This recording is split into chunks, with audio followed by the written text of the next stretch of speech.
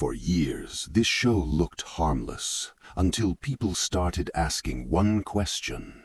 You have watched these kids scam, scream, and chase jawbreakers for years. It always looked chaotic, loud, and harmless. Just another ridiculous cartoon about kids with too much time on their hands.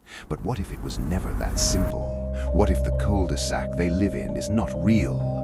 According to one chilling theory, every kid in Ed, Edd, and Eddy is already dead, and their neighborhood is not a town at all. It is purgatory.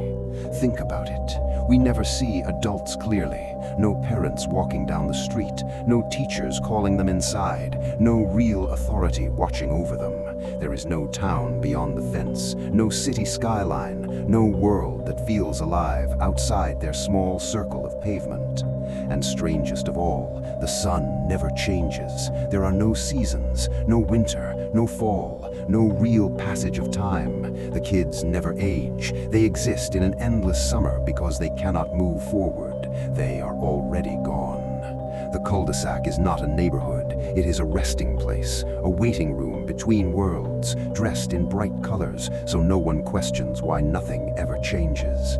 And the kids inside it do not come from the same time. Each one feels pulled from a different decade, each one taken too soon. Let us start with Eddy. His language is outdated. His confidence feels forced. His obsession with money sounds like a 1950s con artist chasing fast cash and stolen respect. Everything about him reflects post-war ambition, the belief that if you hustle hard enough, you can escape anything. Maybe Eddy died young, chasing a dream that never paid off.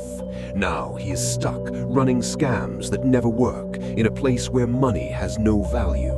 Because in purgatory, there is nothing left to buy.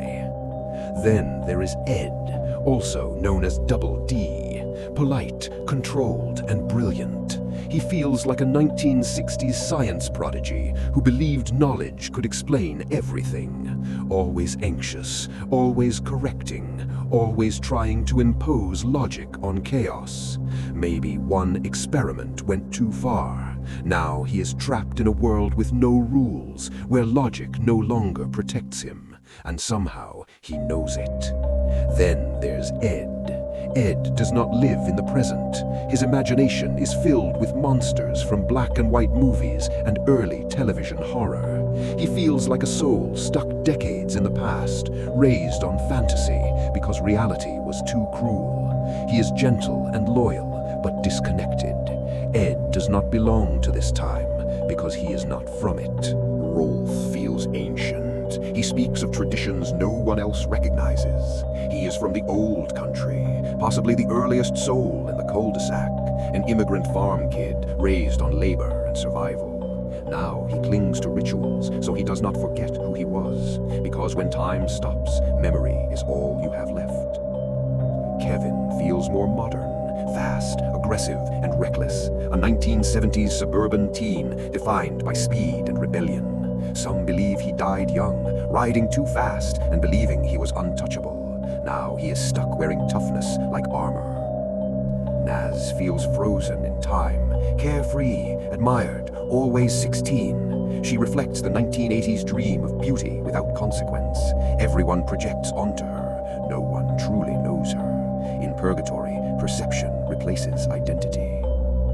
Jimmy is the most tragic, small, fragile, and emotionally sensitive. A child who never had the chance to grow strong. In a place where no one ages, Jimmy fits perfectly. And that is the horror.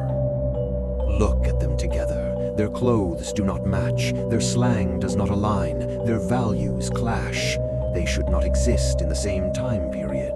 Yet here they are, trapped in a fenced cul-de-sac with no exits, no destinations, and no future. Just repetition. That is why the Ed scams always fail. You cannot buy your way out of purgatory. You cannot hustle forward. You can only pretend.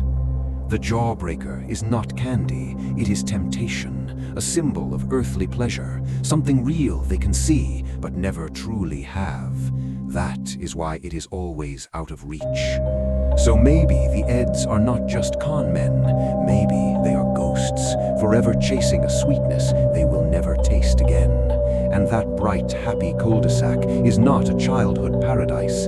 It is a quiet corner of the afterlife, painted cheerful, so no one asks why, no one ever leaves. So, was this just a theory, or was it the truth hidden in plain sight all along? Follow The Lost Frame for more dark secrets behind the shows that shaped our childhood.